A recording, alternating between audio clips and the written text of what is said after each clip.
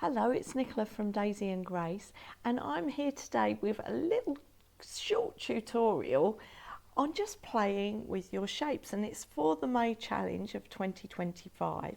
Now, the May Challenge, I'm concentrating on the 3.5 inch hexagon and the 3.5 inch half hexagon, but they have playmates. So the 3.5 inch diamond also works with them. The 3.5 inch triangle works with them. The 3.5 inch crown works with them, and the 7 inch triangle. So these are my 3.5 inch playmates, and I'm going to show you what you can do with them. I'm going to pop those back in their piles. Now, I've also started making shapes for the May Challenge. So this is what I've done so far, and I'm going to be making a quilt with these. Now, I'm going to show you how I play with the shapes to come up with ideas to make my quilt. Now, obviously, I have made my play shapes in these bright colours because I've often done videos and tutorials, and it's nice and bright and you can see what's going on. So I'm going to use a mixture of the bright ones and my new ones so that I can see what I need to do. Now, you don't have to make these as hexagons to play with. If you've got some old paper, cut out the centres of your shapes in old paper or wallpaper, something like that, and play with them in paper. You don't have to make them in fabric. But if, like me, you started making shapes for the May Challenge and you want to know, use those shapes to play and decide what you want to do.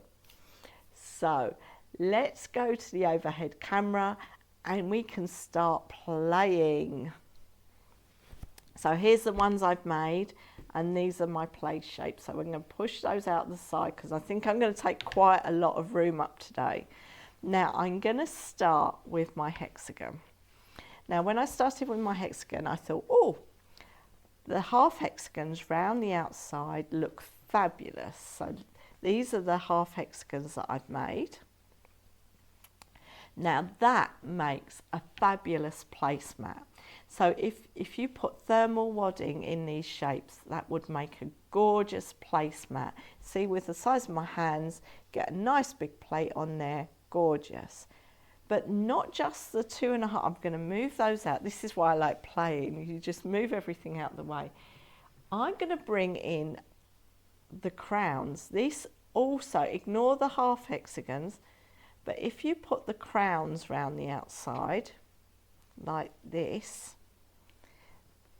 that is also a lovely size placemat. So you can, the possibilities of all of this are endless. So you could make a quilt just from, this creates a bigger hexagon. So you could create a quilt like that as well. But I'm going to take these away because my idea for this quilt, although I quite liked this, if you turn these the other way round, look at this. They work like, and I really like this. I really like this. I really, really like that idea of a swirl. And then you can swirl it the other way by just moving it round the other way. So I don't know which way I'm going to do, but I think that's going to be the centre part of my quilt. Now, this is where it gets tricky because the bits get bigger. I've got my 7 inch triangles that I've made, and I quite like that creating a star. So what I'm going to do, because I need to show you, I'm going to move this over to the edge because I want to show you where my quilt will hopefully go, because I really like these triangles around the outside. So let's put one there, one there. I'm going to move it all the way over so that you can see what I'm doing. So pretend there's a triangle on this bit as well. So we're going to work out this way. So my next thought was I wanted to use the diamonds. So I think this might be my next thing is to put diamonds in these sections here. And I'm going to put one in there even though there's not a triangle, but it'll give you the idea of where I'm going. I quite like that. So what do we do in here? So we could put hexagons in here. It's exciting. So we could create the star and then put hexagons in. That works. Oh, and then, hey presto, the triangle fits in there. Brilliant. And we've put one at the top there to fill that in. But then we can start playing even more. So we can make a hexagon. I'm going to take some of these away, because we can make a hexagon with 3 diamonds. How cool is that? Or we could make a hexagon with 3 crowns. I'll take that out. So now you can start creating an effect with crowns and diamonds and hexagons, but also one hexagon you can make from 6 triangles, like so. So can you see that the possibilities can go on for ages? Look, then you can put another hexagon in there, you could put a crown in there, and just expand and create some amazing geometric shapes. The other thing that I'm thinking of doing with the triangle is I can make a 7-inch triangle with 4 triangles. Look at that. So I might play with some designs in the triangles as well. There's so many possibilities. You can use triangles to make a half hexagon. You can use a diamond and a triangle to make a half hexagon. There's just so much you can do.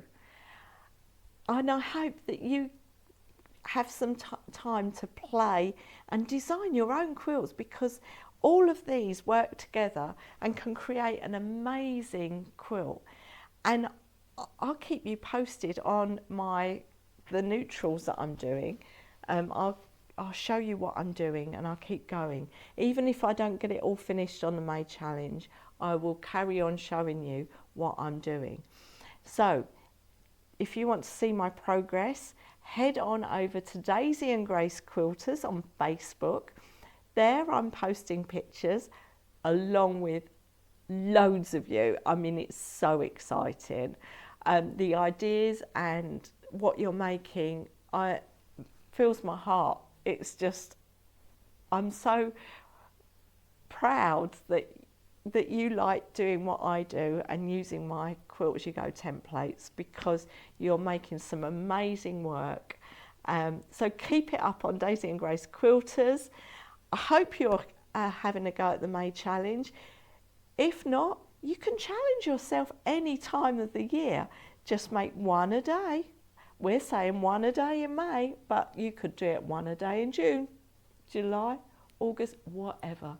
Just have fun sewing. That's the whole principle. Keep yourself happy and just sew.